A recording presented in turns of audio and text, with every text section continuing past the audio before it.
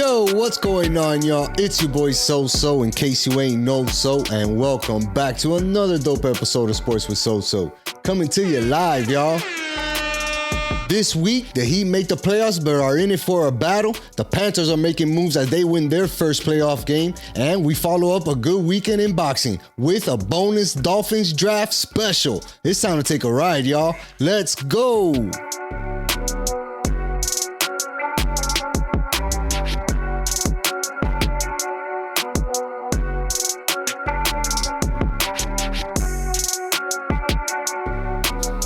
You still got it, kid. I still got it. I still got it, man. What they do, my boy. What they do, man. Shout out to you guys. Thanks for subscribing to the channel. Make sure you guys are hitting that notification button, hitting that like button, dropping a comment. That way we can keep dropping these hits right here, my brother. Need that. How you doing, man? How was your weekend? I'm good, bro. I'm living good. You know, got a little sun this weekend. Got a lot of sun, actually. A lot of sun, my boy. Got some rest, though. You know, got a little hangover. Won't talk about that. We'll just breeze right over that. Right over that. You know, and yeah, it was good. It was good all around, man. I'm glad to see you again. How was your weekend? It was good, man. Much needed rest, right? Your boy got to sleep finally, dog. It was good. Yeah. I slept in my own bed. It was nice. That must be the best, bro. And now I feel your pain sometimes, you know what I'm saying? Because you travel a lot for both personal and business, right? But like when you travel, like sleeping somewhere else that's not your home, dog, is like weird, right? You could do it for a little bit, but after about a week, 3 days, you're like, all right, man. There's two things that you always miss is going to be your bed and then your toilet. Yeah, for sure. Those are the two things. That's important. Yeah. That's very important, dog. Yeah, man. Speaking about, I'm kidding. You know, I wanna jump into the Heat, dog, because they're fresh. Your yeah, segue. but I don't want to diss on them. I don't want to diss on them, right? Because I'm rocking my Heat hat. You know what I'm saying? I'm doing the white hot Heat. Man. You know, I'm supporting here right now. Sure. I'm 305 out. Sure, we're doing it the Yaki way. Yeah, you know, I started watching Bob Does Sports now, dog, because of you. Oh man, shout out to Bobby. And them. Man, they're funny, man. Those boys are funny, dog. And they had my boy on, dog, the chef. So you know, I had to go out there and support. I mean, but while you're talking about golf, make sure you mention Miami Golf Pros. And you are subscribed to that now because my boy already hit 100. Or hit pause, open a new tab. Right. Go follow Miami Golf Pros, subscribe on YouTube, all that good stuff. We need that. You know, I want to give the Heat credit because they did make the playoffs, right? They beat the shit out of a bad Chicago Bulls team, right? Okay. A bad Chicago Bulls team, though. That was a team that was under 500 by 4 games, right? Sure. They ended up 39-43. Not helping your case to give them credit, But they went out there and spanked them. They won by 30 points. You know, Jimmy Butler, Hero had a day, right? The rest of the staff played well. Hyman played well. You know what I mean? Like Kevin Love played well. This kid's brother, dog, DeLon Wright. Oh yeah, DeLon Wright played well. So yeah, I was happy that they won in that fashion, right? Where they didn't have to work hard, and we can rest some of those guys and get ready for Sunday's game, which would have been the matchup against the Celtics. But I don't know, man. You know, I knew that there was going to be a lack of energy. What I didn't account for in that game one, right, was, the lack of cohesiveness. It looked like everybody was trying to do something individually, right, instead of like trying to attack the Celtics as a team. And then it was more noticeable to me because they were hitting those open threes, and they were open threes in our zone defense. Usually when we play that zone defense, we get out to the shooters a lot quicker. We're able to rotate a lot quicker. That energy wasn't there, and we got smoked in that first quarter. We did not come out hot, man. They did. What did they have, a 15-0 run or something like that to start the game? Yeah. I think it was like a 9-0 run, and Coach Spo had to call time out with it was like 2 minutes into the game. Couldn't even get a rebound. Bro, it was awful to start. Yeah. And then, we just, we started to kind of climb back in it, but frankly, we were never in that game on Sunday. No. And it doesn't look good, dog. It doesn't make me feel good seeing some shit like that, because I know you give them the credit, for making the postseason yet again, especially now, with a bad team. Riddled with injuries as always. A bad team. And a not so great team, to begin with, I want to say, based on what the season has led us to believe.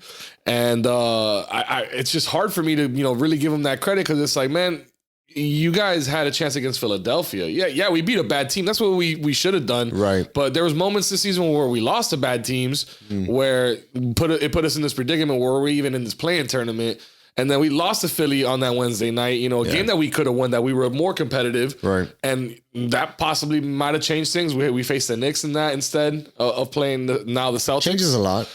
So it's like you made your own bed because of how you were all season. Right. Or what you had available to you all season. No, that's how you were, dog. And then now it's you come out the gate, you know, just kind of just one to two steps behind the Celtics. Yeah. These guys were on fire to start, bro. No, Jaylen Brown, Jason Tatum, you know, Asher. These guys were like going off, bro. Porzingis hit a bunch of threes too. Playing at a very high level. They've been playing like that all year. And to me, looking at that, the one thought I have is, are we going to be able to win one game in this series? Absolutely. There's no doubt about that. You know what I mean? And when I said a bad team earlier, I said bad because in terms of the guys that we want to be producers, they're either too young or too inexperienced, right? We're talking about Jaime Jaquez, we're talking about Jovic, we're talking about Hero, right? And even Bam to some degree, right? Where these guys are still young by NBA standards, of course, right?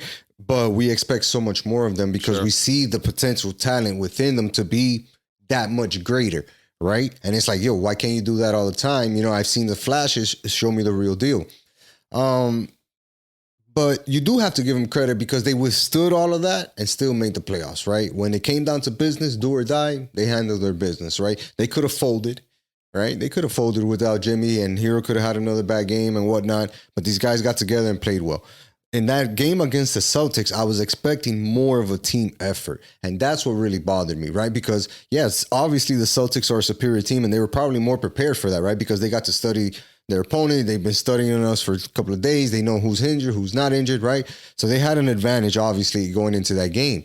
But I would have taken the loss better if it would have came with better team play. And we didn't get that. And that's why we got exposed in a lot of those areas, right? You mentioned the threes, right?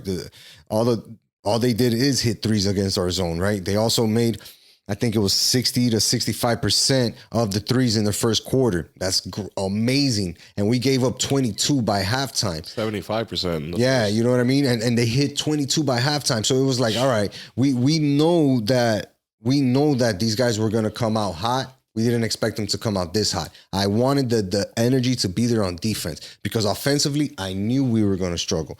Jaquez looked fluttered at times. He lost the ball a lot. You know what I mean? He looked unsure. Jovic, too, was complaining a lot, talking to the refs a lot. I didn't really like that because it's like, yo, focus on the game. They're not going to give you calls. You have to play a clean game. You know what I mean? Especially you got to go and earn those. And Hero, man, you know what I mean? Hero played bad. Who? Hero played in bad. that game? Yeah, he did. And he played like shit. What did he finish with? I think he ended up with 14 points, which was weak.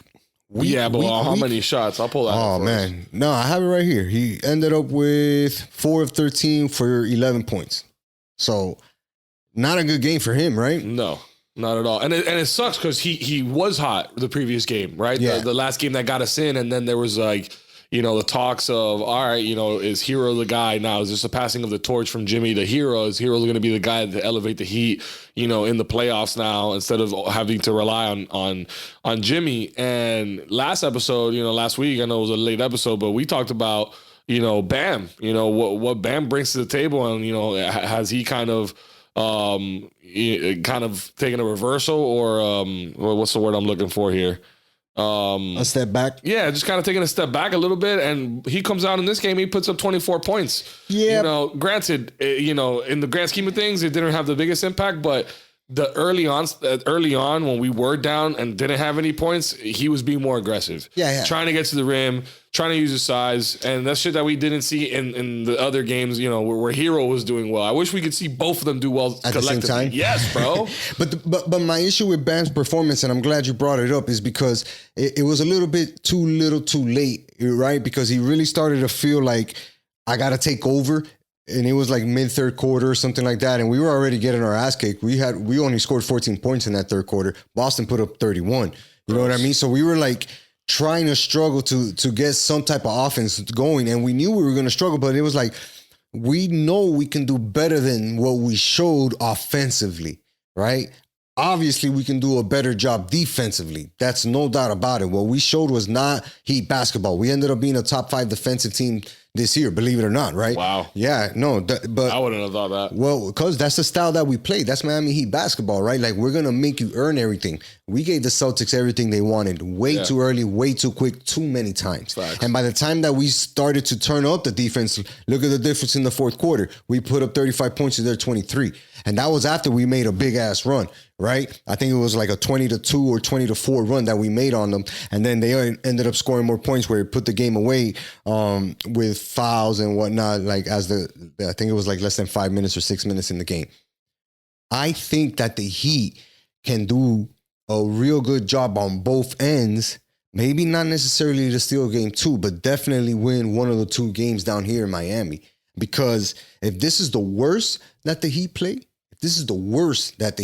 then I'm pretty confident in the rest of the games going forward, right? Because I know that at some point, Hero's going to make some shots, Duncan's going to make some shots, Hawkins is going to make some shots, and this thing is going to roll a little bit better on the offensive side because it's not going to get jammed up by Jimmy, right? What I don't want to say I don't expect to keep happening, but I don't know if it'll happen at this big level. Is Bam scoring 24, whatever he had this game? He needs to. Well, in order for us to be successful. Yeah, but how confident do you feel in it? Because like I said, I saw the stat line and I saw in the game and I was like, bro, he really has 24 points? I didn't even fucking notice that. It didn't even felt like it had an impact. Now, if you tell me he has 24 points in the closer game and he hit some big shots down the stretch, okay, yeah, I can see that coming. But Bam needs to be, for me, in my eyes, has to be dominant from the get-go offensively. Yeah, I agree. You know what I mean? Like, you need to be... set the tone for us. He needs to set the tone and be one of the guys that say, you know what, I'm going to take the ball and be one of the guys that drives to the hole. It can't be Hawkins, which we saw do a bunch. For the life of me, why do we keep letting, even though he can dribble and shit, but why do we keep letting Hawkins dribble the ball up the court? Yeah. I don't know. Because now they're starting to press him. When they see that he has the ball and he's bringing it up like half court, it's like they're starting to press him now because he's kind of, I don't want to say this and put it out there, but like he's kind of looking like maybe the moment's kind of big. He's realizing the moment, like this is the playoff game, his first of his young career. Right. And I think he might be a little bit nervous out there, dog. Yeah, I mean, you saw that he had those 2 big turnovers against Philadelphia, right? And around half court, one with Duncan, one with Hero, and it cost us. You know what I mean? It ended up costing us because we lost 2 possessions. I saw that too. In the game against Chicago, there was a moment in there too.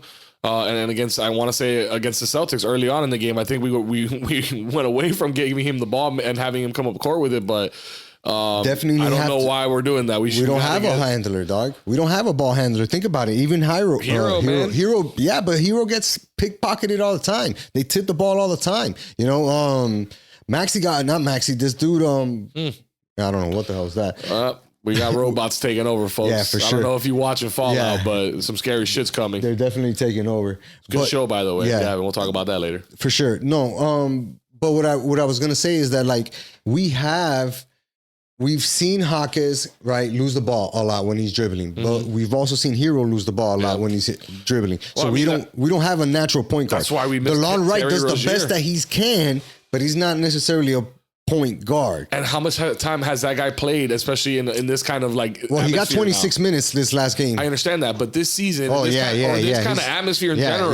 So for what he's doing, 26 minutes in his life, I'll take it. I'm perfectly fine with what he's doing. I got no problem with that. But that's where we really miss Terry Rozier and Jimmy Butler, bro. Yeah. This is killing us. This is absolutely killing us. The fact that both of them are out right now, not just one of them, both of them are out. Yeah. And I have no idea. I know Jimmy's going to be at least a couple weeks before, if he gets to come back, if we keep the streak alive.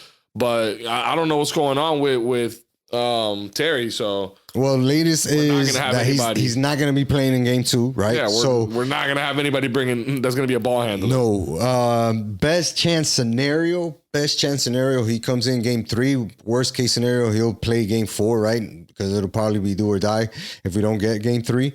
But that's where we're at. You know what I mean?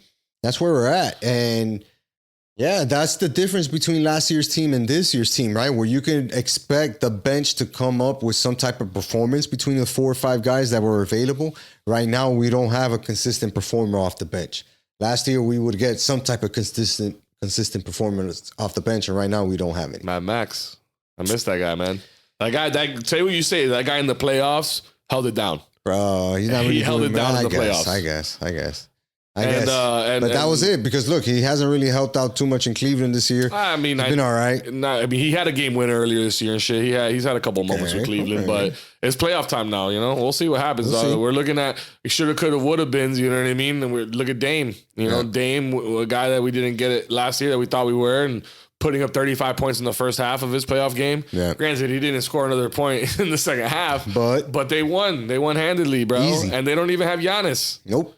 And they felt comfortable not playing Giannis. I remember you saying you weren't worried about that team, bro. That team still scares the shit out of me, bro. It doesn't. When Giannis is healthy, they got Middleton, Giannis, and they got Dame. Middleton is trash already, dog. But no shot. Yeah, Lillard makes a big difference for any team, right? And that's a big reason why we wanted him down here, right? And then you and I were actually talking the day before, and we were like, oh, for sure, that's why they didn't want that fucking trade, because we were offering Hawkins and Jovic and all this to those guys, but they're just not ready right now. They're not. You know, enough for a team to say, yeah, let me just give you Damian Lillard, one of the best 10 players in the NBA. Sure. What other moments from the playoffs? I don't know if you caught any other ones that stood out to you so far. Denver impressed me. Denver impressed me. They really did. They withstood, I think, the Lakers' best shot, right? Like Kim James was feeling himself and all this stuff. But Jamal Murray, man, that kid is such a difference maker, dog. He's such a baller, dog, and a real point guard, right? A real point guard. Yeah, man, I like that kid's game. I like Denver. They look good. Knicks, you know, they beat hobbled 76ers team, right? Because we saw Embiid miss 2 quarters. I'm real concerned about that guy's health and like moving forward, because there's no way he's going to be able to keep playing 35 minutes and not sustain injuries that are going to cause him to miss important games or any stretches of games, right?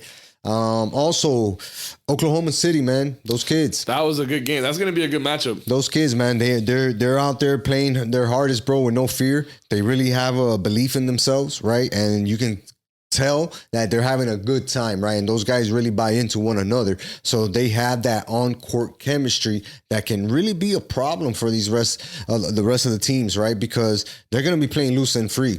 You know what I mean? Yeah, they're the number 1 seed, but almost every freaking series that they're going to be in, they're going to be considered an underdog, right? And the more experienced team that they're going to be facing is probably going to think that they can go out there and out-experience them, right? And which kind of gives OKC that advantage to saying, look, these guys are overlooking us. Let's go out there and show them why we're ballers. You know what I mean?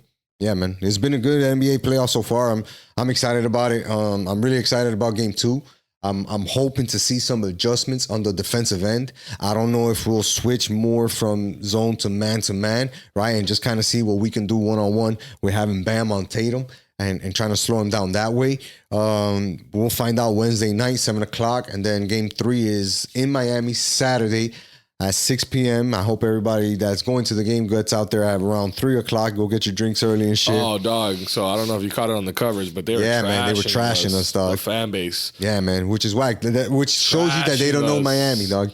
I mean, they don't know Miami. But at the same time, bro, it's valid. Papo, you couldn't explain 67 traffic to anybody else outside of South Florida, dog. Matter, the way to get to Biscayne is such a hard drive, dog. Doesn't matter, bro. That shit doesn't matter. It matters, dog. Especially for a Sunday, you know, 2 o'clock game or whatever it was. You know what I mean? Like, it matters, dog. You got to get there early, dog. You got to get there on time at least, bro. That means you would have had to been there at 10 a.m., bro. People are leaving space at 10 a.m. Compared to other fan bases, bro, they're packed, bro. Like the game, people are waiting the whole stadium. Yeah, for sure. When I went to Gillette for the Dolphins Patriots up there, dog, we were already there early because we wanted to get the full experience of like the whole stadium and all that. But bro, all the fans were sitting in their seats 10 minutes before kickoff. Not like, oh, they're walking sitting and the most people are now 10 minutes before leaving the tailgate. No, bro, they're already in the stadium, ready to go. Clapping it up. Yeah, being good fans. Yeah, I guess. Know? And that's what happens, bro. They're all there, but they're all comiendo mierda. Chico, we're different. I guess, bro. Get your ass in the seats, bro. Come on, man. Making us look bad. Just show up, make some noise. Game 3 and Game 4, Let's go Heat, man. Let's go Heat. Prove me wrong, man. A team that we don't have to worry about this playoff run. Hey, yo. Is the Florida Panthers. Up in Sunrise. Those boys, man, started off their Stanley Cup chase on the right foot, bro, beating the crap out of Tampa Bay 3-2. Should have been 3-1, but, you know, they had a costly penalty at the end, which came back to burn them. But Sam Reinhart, man, this dude, dog, has had one hell of a fucking season, dog. This kid is really, you know, I say a kid, he's a grown-ass man, but, like, this guy has really balled out and been such a steady force of nature for this Panthers team, dog. And if we know one thing about hockey, dog, is that playing every game is really, really hard and really, really tough on the body, because that's a tough physical sport. You know, those guys are playing with broken bones, bruises, missing teeth, like everything, right? The works. And this dude, Sam Reinhart, has done nothing but produce for the Panthers, dog. This dude has come up clutch over and over and over again. And he got his first goal of the playoffs quickly, too, 6 minutes and 17 seconds into the game, dog, with an assist by Gus Forsling and Alex Barkov. Good to see Barky back on the ice, man, balling, doing his thing. We needed him. And we needed him, bro, because, you know, Tampa Bay tied it up 4 minutes remaining in that first period by Brandon Hagel, you know, and that was Tampa Bay showing like, hey, we're here. You know what I mean? We're not just going to lay down and let you guys beat us. And that whole second period was a defensive effort, bro. What a battle by both teams. Like, there were shots on goal. Dudes getting knocked down left and right. Big Bob held it down. How many saves did he have in this? Bro, look that up, dog. This guy. But yeah, that second period was exactly where it was at, man. But there was only 3 penalties in that second period, bro, which shows you that it was a lot of fast playing, a lot of changing lineups, and a lot of physical play as well, which thankfully the referees kind of allowed, man. And it kind of gave the advantage to the Panthers, who like to play that brand of hockey. And, you know, one of the penalties the last penalty that happened in that penalty was a costly one for Tampa Bay, because it gave the power play to the Panthers, but they got to start the third period with that power play. There was still a minute and some change remaining.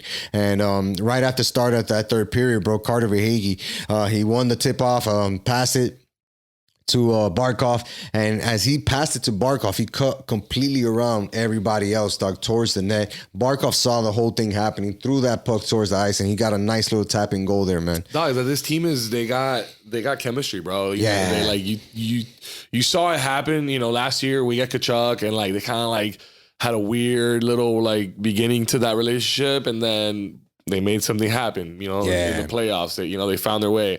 And then to start this season, it was kind of the same deal. I don't know if you remember that. It was kind of underwhelming to really start the season. Are you the man? Am I the man? Like, we didn't really know what was going on. Like, they were like kind of shaking off the rust of the offseason or what was going on. And then they fucking figured it out, bro. And you know, they got their shit together. And you can see it now, like, I want to give credit to Kachuk, dog. Because Kachuk, you know, does a lot of shit that sets up a lot of that you're talking about. A lot. And it kind of goes unnoticed, bro, because, you know, like, you got, like, I don't know hockey like that. Like, I got to watch people break it down, like, what he does to divert attention away from the puck or from wherever they think the play's going. He might be a decoy over here, and then all of a sudden there's somebody backdooring it. It's incredible to see what this team has become, and I'm telling you right now, bro, the battle for Florida is no longer what it was a couple of years ago. No, absolutely. I think we are now the big brother. I don't want to speak too soon. We still got plenty of series to go, but we're looking like we might be big brother in this. No, for sure. And look, I think we knew that we had to throw a knockout punch, right? And it's no surprise that the knockout punch was landed by Matt Tkachuk. You know what I mean? He got his first goal of the playoffs a little bit later to close out the game. Ekblad assisted on that one. And that's what he does, right? He makes plays. He makes game-winning plays, right? And I mentioned that bad penalty that the Panthers had towards the end of the third period. The Tampa Bay actually got to score off that, right? And they scored a minute later to make it a 3-2 game. And the Panthers had to play a little bit of defense in those last minute and a half, 2 minutes, in order to close out the victory, which they were able to do. But it just shows the Panthers, right? Like, hey, again, Tampa Bay's not going to go away. We got to go out there and knock this team out, make sure we play as clean as possible, and walk away with victories a lot easier than we made it out to be. You know, especially with Barkov, Bob. But it's Tampa. You just said it there. You know, we made a mistake and they capitalized. Yeah. We got to expect that, you know, especially with this team. This is still, you know, they're only a couple years removed from being a championship team. Right. You know what I mean? And they have been big brother to us. I will say that. Right. But we in the last couple of years have taken our game to the next level where I give us the edge now. Now I don't go into these games going, oh, fuck, bro, it's the Lightning. Like, nah, like, it's the Lightning. It's going to be a good game. I know that. Right. They're going to put up a fight, but at the end of the day, I know we have enough to outlast them. Yeah. You know, like they're not going to go down without a fight. That's for damn sure. No, they're a good team, good coach, of course, a good franchise. Of course. But yeah, we're definitely on the upper edge right now. you know, we got the upper hand, and the Panthers are definitely going to continue to flex that muscle for sure. Wouldn't you? Absolutely. Game 2 is in Sunrise on Tuesday. So by the time you're hearing this, 7:30, make sure you guys are tuning in to the Panthers game, man, and watch some good hockey, bro. This Panthers team has been really tough to beat at home.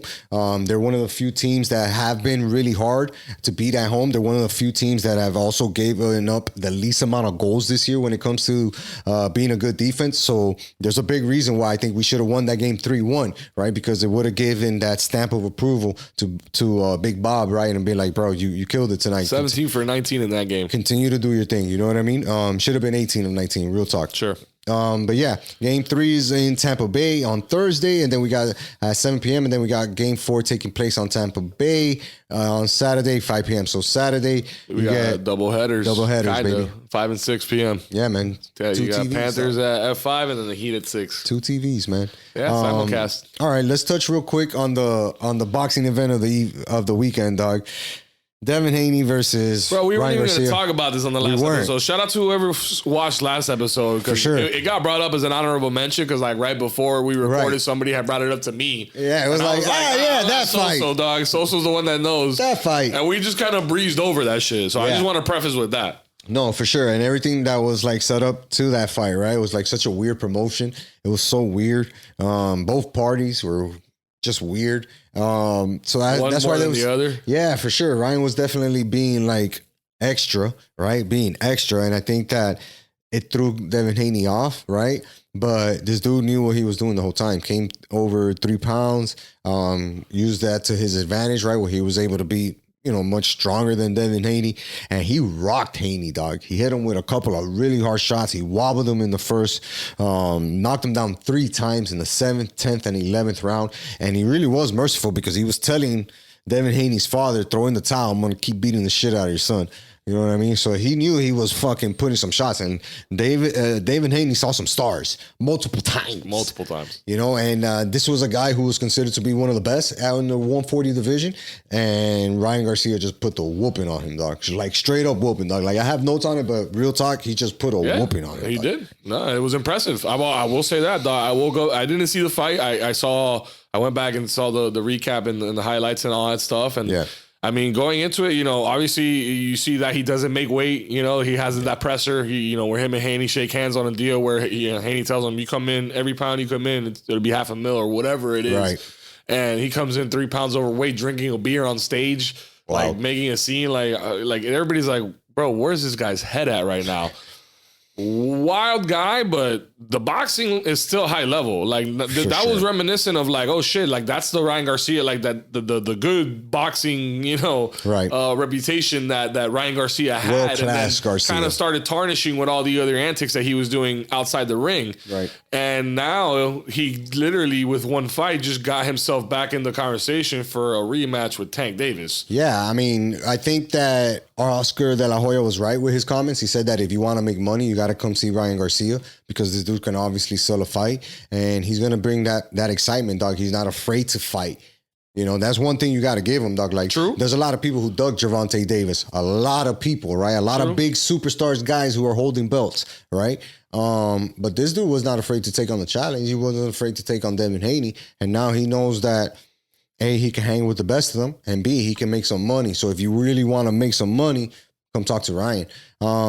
And yeah, Ryan, what a great recovery fight for him, dog. He, like you mentioned earlier, he got knocked out by Gervonta Davis, and now he put himself in a position where he can really get that rematch or even put on an even bigger fight. And yeah, he'll be a problem, dog. That's why nobody really wants to see him in like that 140, man, because if he's willing to lose $150K, right, in a weigh-in clause, right, or $200, $1 million, this dude bet $2 million on himself and won $12 million, like. That's how sure he was that weight was going to be able to help him. So I think he's a scary opponent for a lot of guys, man. So I'm willing to see who takes on that smoke. We got a good fight coming up in May, though. We got Canelo Alvarez taking on Jaime Muniga for Canelo's super middleweight undisputed championship, Cinco de Mayo weekend.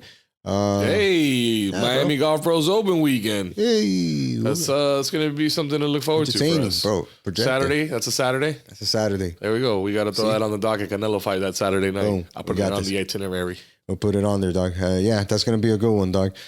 Shout out to Scotty Scheffler. He can't stop winning golf tournaments. Dog, it is. It's a disease he has. That's what it is. We gotta discuss this right now, bro, because this guy's playing at a level that we haven't seen since the one great Tiger Woods was in his prime. Yeah, and that's scary. We're talking, he's won 4 of his last 5 starts. Yep. The one that he didn't win, he got second place in. Yeah. I think it was by 2 strokes or 1 stroke. 1 stroke. Yeah. Won the green jacket. Yeah. You would think, won the green jacket with storylines that he might not be able to finish the tournament if his wife went into labor. Right. Won the green jacket. Had the baby. Showed up to the fucking... No, she still hasn't had the baby. Oh, my God. I'm pretty sure she hasn't. There hasn't been any news about the baby being born. Oh, my God. I got to check. But he showed back up to the RBC Heritage to compete and had a crazy Saturday on moving day to get himself back in the lead in the mix and shit, and then just close out on Sunday. I don't really know exactly what happened with the tournament because I know it got suspended and it was supposed to be moved, and I don't know if they just cut it short. But Scotty won at the end of the day. Nobody was going to come... Like, if it got cut short, they did everybody else a favor and just said, hey, bro, nobody's going to win this but Scotty. So let's just move along to next week now. You know what I'm saying? That's crazy. Bro. Dog. And it's a whole nother level. No, that's just I say crazy, but realistically, it's just dominant. It's dominance that we haven't seen. Because you saw multiple guys over the weekend say, yeah, this dude is playing different. Like, this guy is different. Like, all the other guys, we're competing. We're battling out. This guy's not competing with us. Competing with himself. And if that's the case, dog, then we're about to see something really special this year from this guy, dog. Because real talk, I mean, how much more special can it get now, bro? Like, you're 4 for. He can stop right now, and he can still be in the running for golfer of the year. Homie, are you telling me that what's the next major? The next one's gonna be the PGA. The PGA, right? At Valhalla in Kentucky. Okay. Are you not gonna put $10 on Scotty to win it? No, I mean, of course you are. The odds are gonna be wild. You know, first of all, like he's gonna be the outright favorite. I would think, but every tournament right now. But everything you bet on everybody else, you could take that money, put it together, put it on Scotty, and you're gonna feel comfortable about it. I mean, it would be the safe bet. But my argument is like, you know, if his wife has the baby and he just said like, hey guys, I'm gonna take time to focus on my family now. Okay, he would have finished with 4 wins on the year. Yeah. One of them being the Arnold Palmer. Yeah, which is one classy. of them being the RBC Heritage. And then one of them being the Players Championship. For the second time. Back to back. For the second time. Yeah, right. And then you also won the green jacket, which is arguably the most significant. 2 times in 3 years. The most significant major of the 4. Oh yeah, 2 times in 3 years. Brother, I mean, nope. He can stop right now, and people can have a crazy little run. And I think Scotty would still be at the end of this year. Still be could take a year off. The golfer of the year, bro. He could take a year off. This has just been a ridiculous run he's had. Kudos to him, bro. He's doing some real special shit. If you're not watching it, tune in. Just definitely tune in. Check out Sunday. His name is going to be the first one at the top of the leaderboard. Always. Scheffler. You'll recognize it. Always. But you also got to give some flowers to Nelly Korda, bro, on the women's side of things. Yeah, what a beast. Who's basically mirroring what Scotty Scheffler is doing right now. I think she just won her 4th straight. Killing it. Championship tournament or whatever. Yeah. 4th or 5th, maybe. I don't even know. Bro, she's winning on a clip right now where she's looking Tiger-esque. You know what I mean? On the LPGA. Crazy. It's wild, bro. Like, golf is super fun right now. You just mentioned the PGA Championship. That's coming up in a couple weeks. 5th consecutive victory, dog. Sick. Ridiculous, bro. That's impressive, bro. It's crazy because, like, she just figured something out. Like, you can tell, like, something happened there where something just clicked. I mean, golf is like that, right? When you're locked in, you're locked in. It can be. No, it can be. But you could also lose it that fast. Yes, 100%. 100%. Shout out to the Marlins, man. They went 2-2 over the weekend in Chicago. Could have been worse, but they ended up winning 2 games. Where are we at right now, dog? They're 6-17, something like that. Working their way into it. Forget about this next series. It's going to be against the Atlanta Braves. Unless you're a Braves fan, just go out there and hope that you get to see him put some hits up. That's it, dog. Stay competitive. Any moves out there? Potential rumors for us making moves right now or anything? I'm not even looking into that, dog. The Marlins got to get close to 500, dog. I mean, it's impossible with this unit right now, bro. We're missing a couple pieces here. In order to be put into that move stock, you got to be at close to 500 still, but yeah, they're far off. They're far off. Dog. Yeah, we're not going to worry about those guys for right now too much. Nah, not so much, but all right, let's hit them with the bonus. It's time for some Dolphins football talk, dog. We got to put my hat backwards. So. This is something that I think is a good palate cleanser, bro, because you know, the Panthers, you might not be a hockey fan per se. You know, you might not be a golf fan per se. Right. The Heat didn't do great if that's your thing. You know, you're kind of hanging your hat on a loss is the most recent, you know, thing that you have. And you know, we're gonna now venture off into the off season of what is the NFL and the draft that we so much need to win at. We have to win the draft, right? That's where we're at, dog. You know what I mean? And if you ask me, if you rather win in free agency or the draft, I'd rather win at the draft because it's cost effective, right? You're talking about finding some talent, right? That's going to be able to come in, produce for you at a high level or at a really good level, right? That you're going to have under a rookie contract for the next 4 or 5 years. That you worry about an extension in 5 years, right? I think that's the reality for the Dolphins, right? Because we've already placed our money, high money, where it needs to be, right? We put big pieces in defense. We know that we're putting big pieces. We have big pieces on offense that are making money. So at this point, there was no way that we were going to be able to win financially in free agency, which means that, yeah, all the energy should be focused on hitting home runs in this, you know, draft period. In the draft coming up. But you don't think we did well already so far in free agency? You know what I mean? I know, granted, we lost a lot of players, but what's the move that stood out to you? Because I think the biggest thing that stood out to me as far as making moves in free agency for the Dolphins were the restructurings. All the restructurings. That was big. So those were all huge, right? Like letting go of Xavier Howard, that was huge. Restructuring Chubb's contract. Chubbs, Teron Armstead, Ramsey, all these dudes. You know what I mean? Like all those moves were important. And I think that they're gonna have some type of benefit that allows us to be a player after the draft in free agency, right? We saw that Odell Beckham came in for a visit, right? I'm sure that they talk numbers and try to figure something out. But my point is that we didn't see a home run, right? Or wow, we signed this guy. No, everything that we saw was like, all right, we signed Jordan Porter. I like that. You know what I mean? He's going to be able to come in, be a veteran voice in the locker room, right? Be a leader on defense, have that NFL experience, have that playoff championship level type of experience, and go out there and be able to play in big games. All we got to do is keep him healthy, right? Cool. I'm cool with that. Even in the offensive line, right? We signed that guy that we were talking about before the show started. Aaron Brewer. We got that guy from the Titans. I like him. He's a big athletic type center, right? A physical type center, a guy who's going to be able to get off the ball quickly. And if I think that we need to use the running game as much as we needed to as much last year, right? Because last year it was like, bro, we need to run the ball as much as possible. How is Raheem killing it in the league and only averaging 10 and a half carries, 12 carries a game, right? No, this dude needs to be at 15 plus.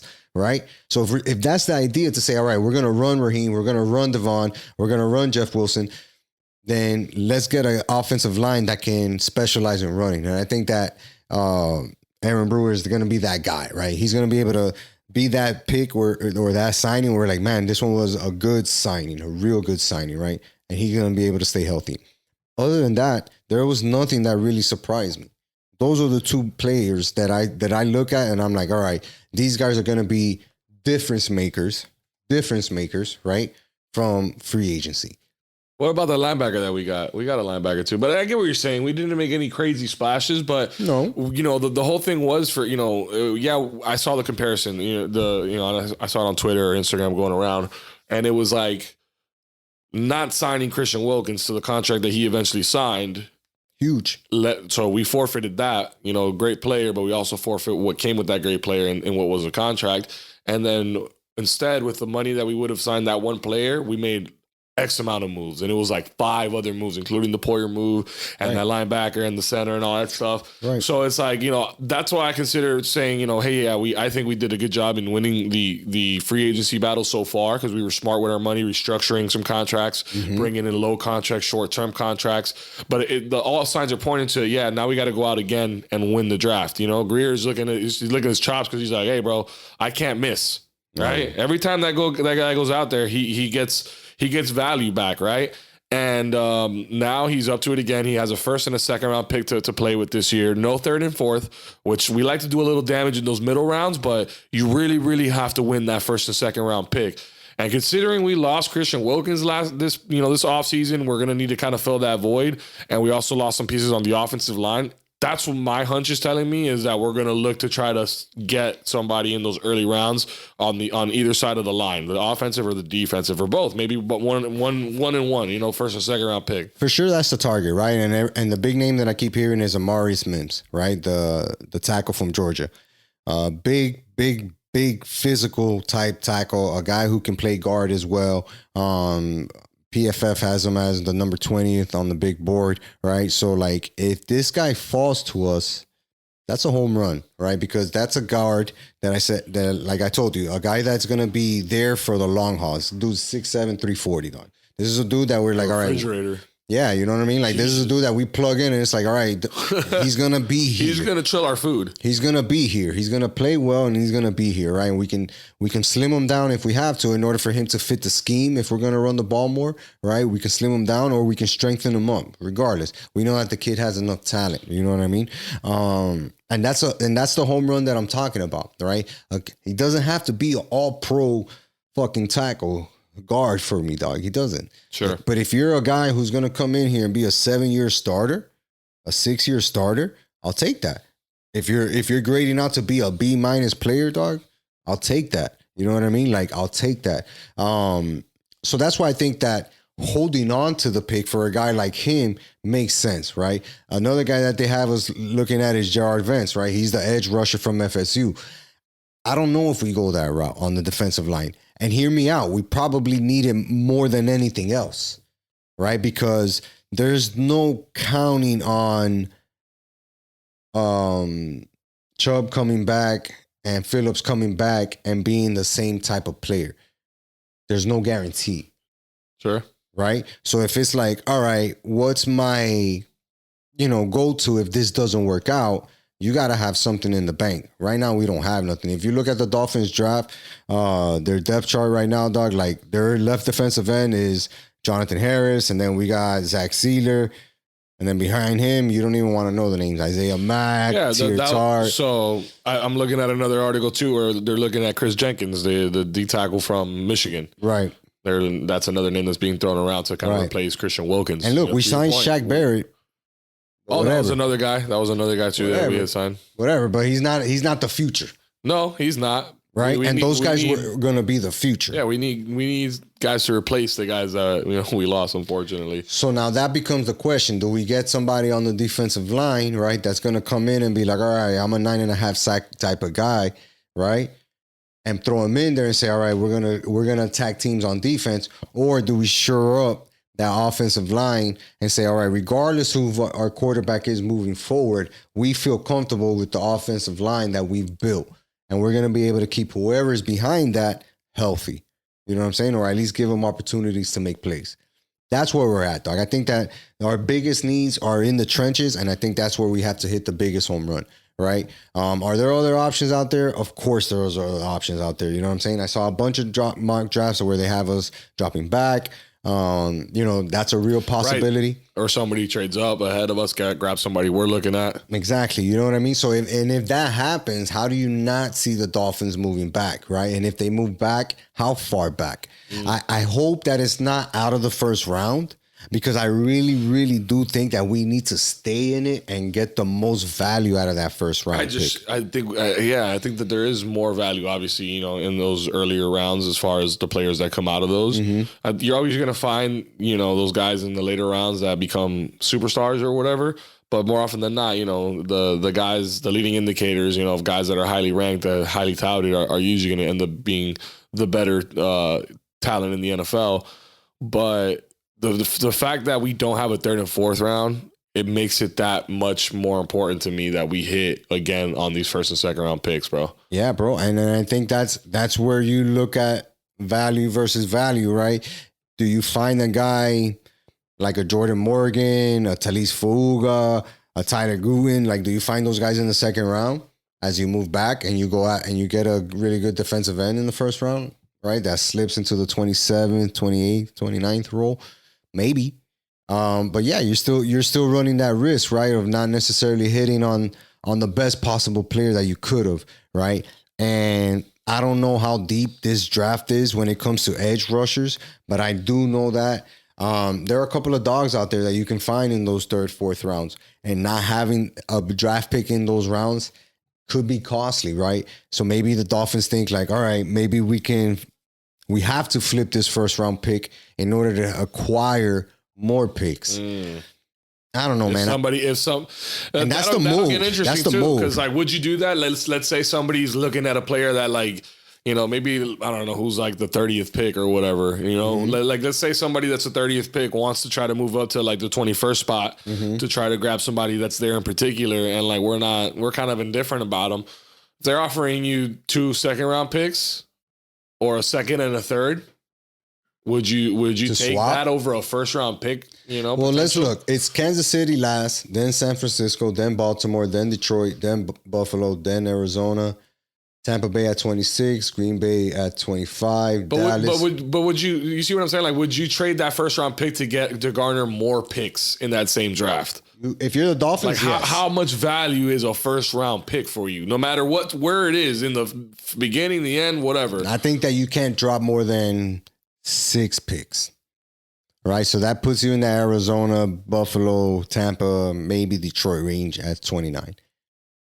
And that's like pushing it, right? Because for sure, the guy that you have at the top of your board is definitely not going to be at the top of the board. You know what I mean? Like you're opening the door that guy's going to get selected. Or you're hoping that they haven't done that homework that you've done and it falls to you. But then at that point, you got to question, how good is that player if nobody else wanted him, right? So yeah, that's why I think that you don't want to fall too far back, right? You got to find that little sweet spot where you say, okay, I'm comfortable within this range. Hit me up. If you got a third and a fourth, I'll take it. Or a second and a third, I'll take it. And we'll flip. You know what I'm saying? If the Dolphins do that, I won't be mad. But that means that they still got to hit a fucking home run. Yeah. They still got to hit a home run, dog. You got to draft a starter. You have to draft a starter with your first pick. Whoever it is, whatever pick number. There's a lot of pressure. You got to draft a starter. Because that's what this team needs, dog. We talk about depth all the time, right? Like, we know that in this football season or in this football game nowadays, there are going to be injuries. There are going to be injuries in key areas. And those are areas that we don't want to mess with, right? Because we know how that can get exposed, i.e. the corner spot. We went out there and signed Kendall Fuller. Now we're deep when it comes to defensive backs, right? Like, we're never going to get caught slipping with that shit for a while. We did kind of win the free agent signings, dog. No, it's not crazy money. It's not crazy talent. They're all it's this year. Not crazy talent, but it's like, hey, you know what you're here to do. There are people that can come in and work, dog. Right. You know what you're here to do, right? Damn, bro, you just kept reminding me of people we just signed, bro. It's crazy. I know they're a little bit older. You know, it's the argument. You know, some of these guys are kind of maybe past their prime, maybe. They're not name dropping like, oh my God, the Dolphins got this guy. What? No, they're not that. You know what I mean? But it's, oh shit, look at the Dolphins putting a nice little squad together, right? Yeah, they got backfilling role, spots that they lost. And keeping those spots solidified if we do lose X, Y, Z, right? That's why I looked at the defensive line and say, all right, we need to shore this up. Because Bradley being out, Phillips being out, it's like, all right, who's going to take the mantle here? We don't have nobody. We got to shore this up because it can't just be Zach. Yeah. Right? No, we lost Van Ginkel. So yeah, we have other places. Shaq, we have Shaq there, right? But again, if we're talking about who's gonna come in and say I'm gonna be that 9.5 sack guy, maybe he's not on that team yet. Maybe he's gonna get drafted. That'd be dope, right? That'd be super dope, dog. We gotta win the draft, bro. When is the draft exactly? The draft first round is on Thursday, 8 p.m. ESPN, baby, and then Friday day 2, and then Saturday, Sunday. I don't know why they break it up into 4 days anymore. The first day, Thursday, is just the first round, pretty much, right? Yeah. And then day 2 is the second round. Mm-hmm. So we'll be in on day 1 and half of day 2, pretty much. We're gonna see how it goes, We're man. not gonna see that third or fourth round, unless again we make some moves and we acquire some more draft picks, but. I don't know. We'll see. So we got in total we do have 7 picks, I believe, right, or 6. We have a first, a second. I believe we have a 5th. I think we have 2 6 and a 7. I think those are all of our picks in total. So let's go, man. We've done it in the last couple of years. Let's go out there and you know I trust this team. They did their research. They know who the guys are that are going to make this team better. And I got full faith so far. I mean, they haven't let us down in the last couple of years. Let's see. I'll say that. I got to give them credit for that, right? They've been doing well. I just did a little mock draft, and they have us picking between Troy. Look at that. It's either offensive tackle, center guard, or Mims. We can get Troy. He's ranked 11, or Mims, who's ranked 19th. Let's say we go. Bro, you know all this shit always changes. Nothing ever. Yeah, and everything's ever the same. It's predicted, but. Yeah, we're gonna be on top of it. It's gonna be out there. I know you're gonna be on top of it, bringing us all the updates. Absolutely, and you know how you're gonna stay up to the updates by telling a friend, to tell a friend, to tell another friend, to tell everybody they know, to tell everybody they know, to hit that notification button. That's how you tell a friend to tell a friend, because they're gonna be on deck and knowing when we're gonna drop another hot ass episode just like this, man. Make sure you subscribe. Until next time, peace.